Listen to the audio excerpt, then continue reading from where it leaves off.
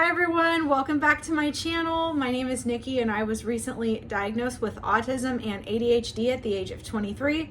And I make videos on my channel mainly about autism and neurodiversity and that sort of thing. So if you are interested in those type of topics, I would definitely recommend hitting that subscribe button down below and turning on your post notifications. That would mean a whole lot to me and help me out a lot if you could do that. I'm getting ready to move in a week, so there's boxes everywhere, so just ignore that. And it might sound a little echoey in here because like I've packed a bunch of stuff. So today's video is going to be about autism and driving. And I'm going to be sharing my own personal experience learning how to drive, getting my license as an autistic adult, and also give some pointers out, for anyone out there that would like to get their driver's license who is neurodivergent. Please stay tuned for that. So I got my driver's license a little over a year ago at the age of 22. I have taken driving lessons twice. I first took driving lessons when I was in high school, and as you can probably assume by the fact that I didn't get my license until I was 22, that first time around things didn't go too well. But then I took driving lessons a second time at the age of 22, and then that's when I got my license. So I'm just gonna briefly start by sharing my experience in driving lessons when I was in high school, and then the most recent driving class that I took last year. So I took a driving class in high school that was taught by a teacher at my high school that taught like wood shop, I think. But he ran like a driver's ed school on the side, like as a side hustle. And so most of the kids at my high school got their license through his driver's ed school. So I ended up signing up to take his driving lessons through him the summer going into my junior year. So that class was, we had for a week, we had classes like the in-person like classroom portion where we watch videos, take quizzes, that sort of thing, listen to lectures. So that we had that for a week. It was just a couple hours each night for a week. And then we got to schedule our behind the wheel lessons. And so he would schedule you, like you could do like 2 to 3 hours with him. And I think my stupid self thought that 2 to 3 hours behind the wheel driving a car was going to be enough to completely teach me how to drive a car.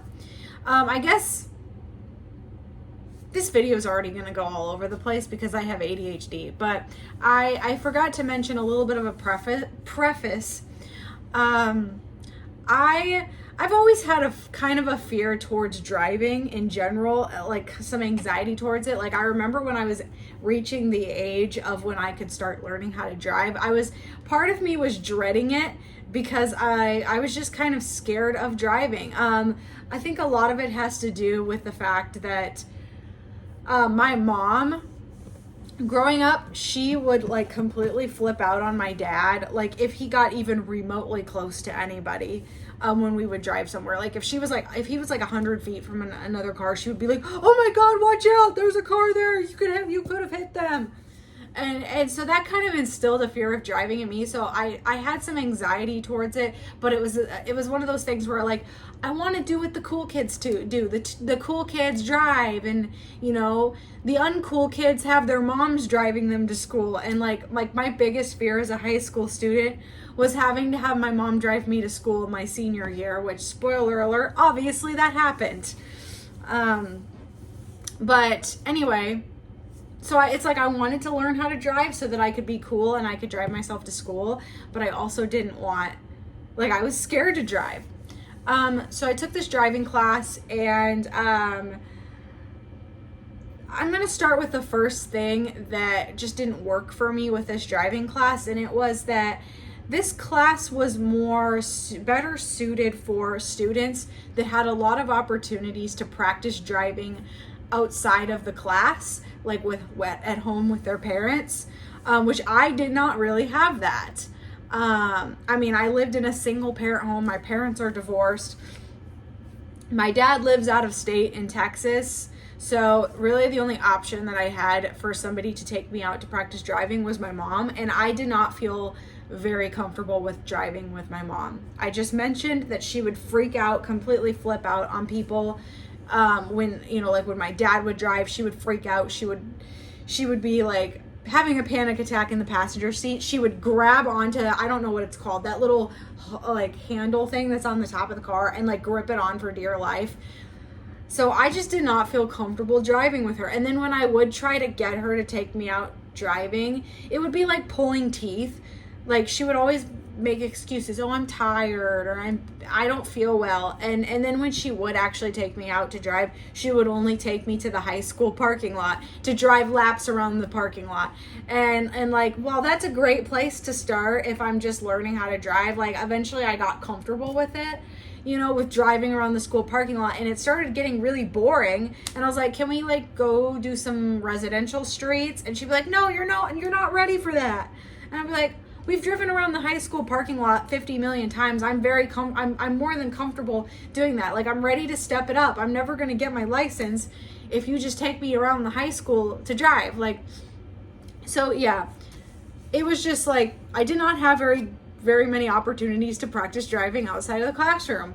Like I would only get to go drive around a parking lot when I did have, get my mom to take me, and then anything outside of that, she would freak out. So yeah, but this driving class was more suited for somebody that did a lot of practicing. Like, and I wasn't aware of this, and it is my fault that I just did not do the research. Like the driving instructor, let me tell you, when I went to my first driving lesson, like behind the wheel lesson, so the instructor actually came to your house to pick you up, and then you did these lessons with two students. It was two students.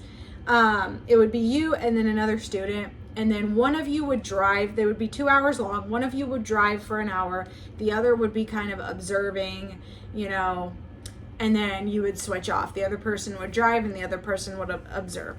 So when he went to pick me up from my house for my first lesson, I was under the impression that he was going to drive me and the other student that I was going to be, doing my lesson with, to like a parking lot. And we were first going to start off with like learning how to drive in a parking lot, and then we were going to move on to like residential streets, etc.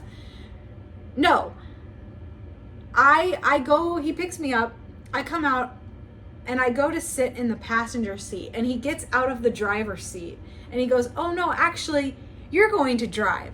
And this was my first time really driving a car. I think the only time that I had driven a car was like before this was, I think like when my dad took me to a high school parking lot in Texas where he lives, and he let me drive his car around and not like step on the gas. Like I just put it in drive and kept my foot off the gas and just kind of like rode it around on, at like 2 miles an hour. That was the only driving experience. And you're telling me I'm going to drive an entire whole ass car with no driving experience? I didn't say anything. I was just like, okay, fine. Like, let's give this a try. How bad could it possibly be?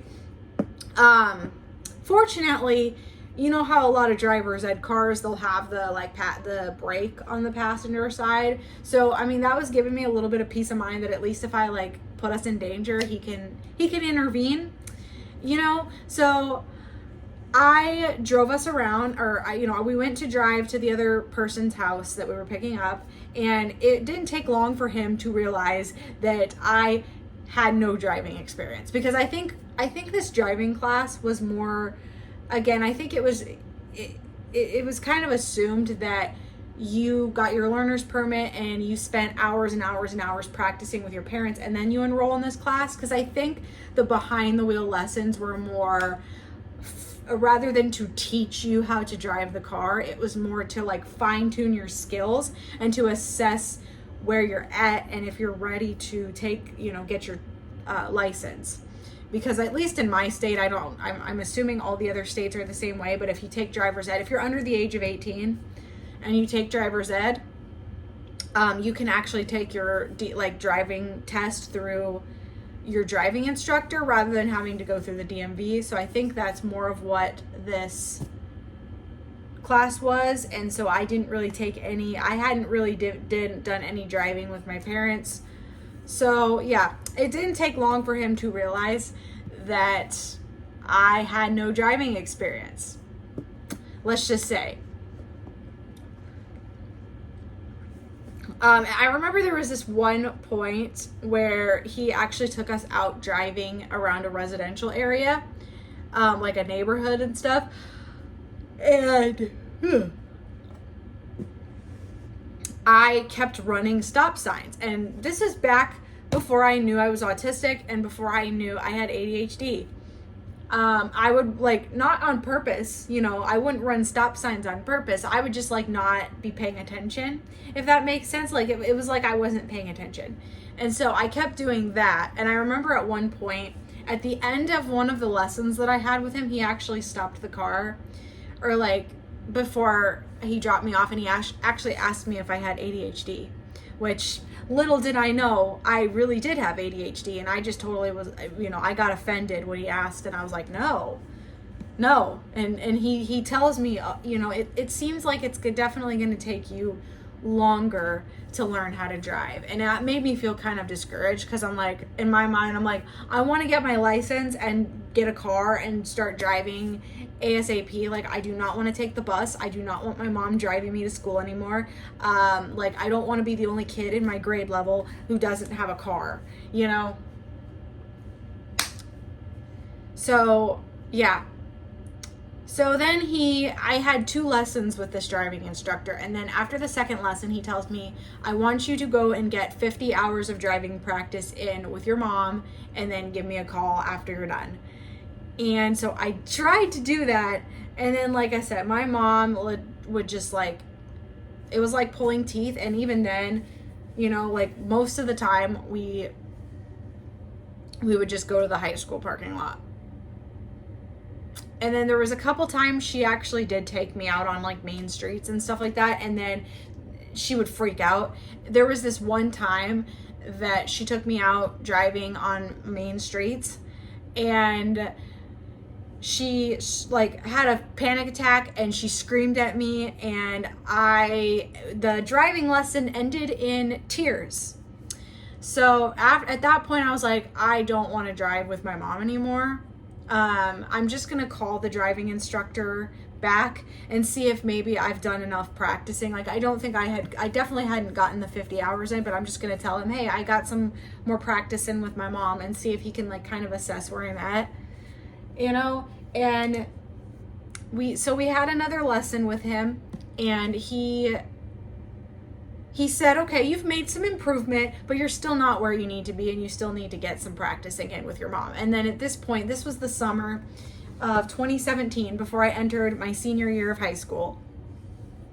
And in July of 2017, my learner's permit was going to expire. And so I was just kind of trying to get my license before it expired, so that I wouldn't have to go through the trouble of renewing it at the DMV and getting my mom to take me to the DMV. That's another pain in the ass. Yeah. But then that same summer in 2017, my father actually took me on a trip to New York City, where I discovered the exciting world of public transportation. Obviously in New York City, most people don't drive. They walk or take the subway, and that's what my father and I did while we were there. We didn't rent a car. We rode the subway, or we walked everywhere. And so that made me realize, maybe I don't need to get my driver's license. There's other ways that I can get around that don't involve a car. And so at that point, I just kind of gave up on driving. And I just thought maybe driving just isn't for me. Maybe it is best for the sake of other people on the road that I stay off the road. And maybe for the rest of my life, I'm just going to catch buses and walk. And so that's what I did for the next 5 years. I got around places by either taking buses, walking, getting rides from people, taking Uber or Lyft places. So that's kind of how I got around. And then in the summer of 2021, I ended up getting an internship with a company where I had to go work in the office because, as we all know, a year before this happened, COVID happened. And so for about a year, I got to work from home, just like a lot of us did because of the whole pandemic. But in summer of 2021, I took a new internship, and this company wanted you to work in the office. So I had to take the bus to get to this internship. And the drive from my apartment to the place that I worked at would have been maybe like 12, 15 minutes, something like that. Not super long at all.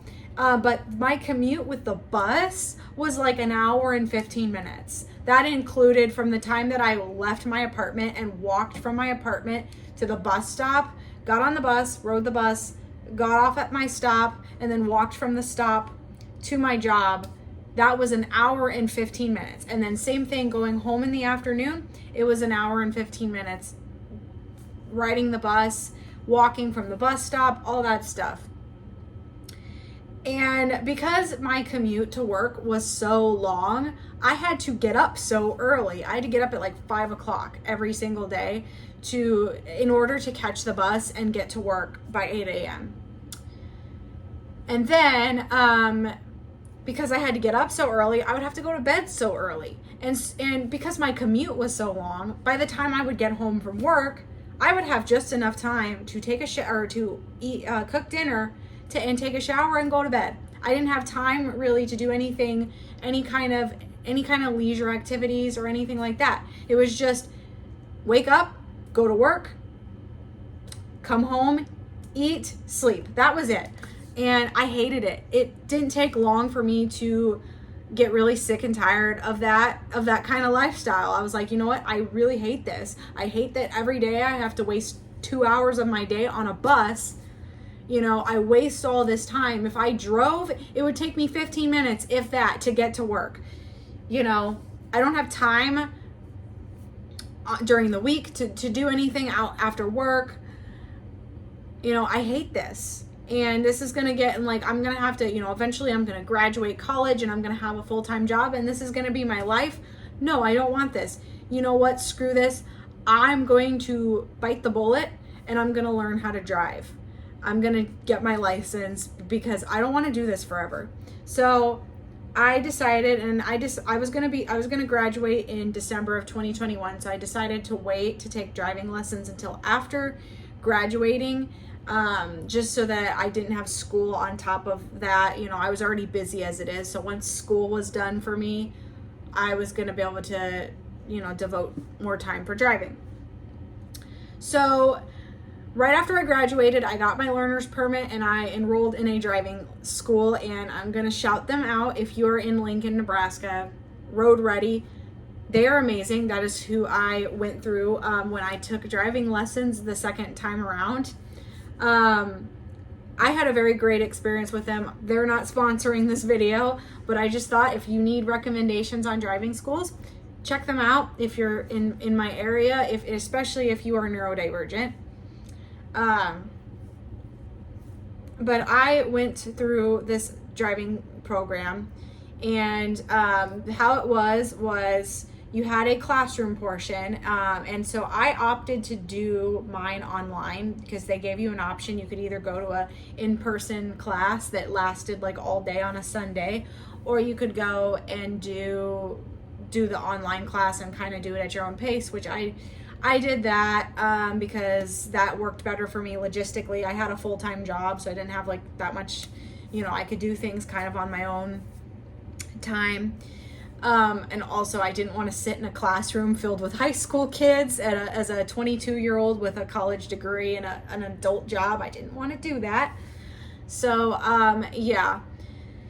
And then you got your behind the wheel lessons. And when you signed up for driving lessons, they had different like options, I guess different tiers, I think is the word for it, of like how many hours of behind the wheel lessons you could get. So like you could get like 6 hours of driving, or 5 or 6 or something like that, if maybe you had a little bit more opportunities outside of the class to practice with your parents, or you could pay more money and get more hours of driving lesson. I opted to do the option where I could have the most driving hours that they offered, which was 12. And then I think outside of that, if I would have needed more hours, I could have paid additional money, per hour or whatever. But I got 12 hours. It ended up being enough. And so you would schedule 1 hour sessions with the driving instructors, and they start you out in a parking lot, and then you move on to, you go to residential streets, and then you do, smaller main streets, lower trafficked main streets, and then higher traffic streets, and then interstate, all that stuff. And after having 12-hour-long driving lessons, I was ready to take the driving test, and I passed it on the first try. And a week later, I got my car and I said goodbye to public transportation, because I never want to go back to public transportation. That was awful. So yeah, that was my experience learning how to drive. My recommendations for anybody that wants to learn how to drive, if you are neurodivergent, is to just do your research, first of all. With really anything and anybody, but especially if you are neurodivergent, do your research. Figure out what it is that you need, like your learning needs, what you need in a driving school. Like for me, I needed to, a big one for me was that I needed a instructor who was very patient. Someone that wasn't going to sit there and scream at me while I was driving. And I needed like extra hours outside of the class, or during with the instructor to practice. That's what I needed, and especially since I lived on my own at this point anyway, so it's not like someone could have taken me out driving, but that's what I needed. And so my recommendation, make sure you do your research. Don't just pick the first driving school that you see, or pick the same thing that your friends do. Pick what's going to work for you. If that means taking a class that's going to cost a little bit more money, or is going to be located on the other side of town, do it. If it's going to work best for you, do that. That's the mistake that I made the first time around in high school, was just not doing my research. Like I saw this driving class. Oh, everybody else gets their license through this class, so this ought to be a great driver's ed program, right? Well, not to say it wasn't a good driver's ed program. It just wasn't a good fit for me personally. Maybe it was a good fit for others, but not for me. So that's my biggest tip, is just like choosing a class and choosing an instructor. Like I said, I talked about, I really need someone that's patient. I don't do well with people screaming at me. So somebody, and Road Ready was amazing. All the instructors that I worked with, I didn't have any issues really with anybody like screaming at me or yelling at me, raising their voice. So I overall had a really good experience. But like, make sure you pick a driving instructor that you're going to be able to work with this person and you're going to feel comfortable with them. Another suggestion that I have is, if you find a potential driving class that you want to take, before you actually sign up, maybe see if you can meet the instructor, or maybe interview them, or just to get a feel for them, and know if you feel that you're going to be able to work with this person, and you're going to feel comfortable with them. But that's my pointers on if you are neurodivergent and you want to learn how to drive. Some other things that I think driving schools should do. This was something that I saw on another YouTube video that someone made about their experience learning how to drive as an autistic person. I think there should be like some extra certification for like driving instructors, like autism certification, I guess, like autism certified. I heard this in, I think it was Purple Ella's driving video that she made, where like a driving instructor can, you know, go through additional training, where they can get educated on autism and like, you know, the sensory issues that we might have, and that sort of thing, and learn how to better approach teaching an autistic student. I do think that's a really great idea. I think that like having a driving instructor that would have like extra credentials that, you know, that they're certified to work with autistic people, that would be great, especially when you're trying to search and find a class that works for you. But yeah, those are my thoughts on that. I think maybe I can make a separate video, because this video is already too long, but I think maybe I'll make a separate video talking about like going more into detail on issues or like challenges that autistic people might have when they're learning how to drive a car, like the sensory issues and that sort of thing, and then more specific things that I personally struggle with and find difficult as an autistic driver. But since this video is getting too long, I figured I'd end it here, and just have this be about my personal experience learning how to drive, and just my advice to you if you're neurodivergent and you want to learn how to drive and not take buses anymore. If you do still take buses and you don't have any desire to learn how to drive, that's great too. I'm not here to judge you. But yeah, go ahead and like this video if you enjoyed it. Subscribe if you like autism content, if this is something of interest to you. I upload new videos every single week. Next week's video is actually going to be a moving vlog. I'm going to try my hand at vlogging, see how that goes, because I'm going to be moving into my new apartment. So you'll get a new apartment tour and all that stuff in that vlog. So yeah, definitely subscribe if you are interested, and I will see you guys next week. Bye!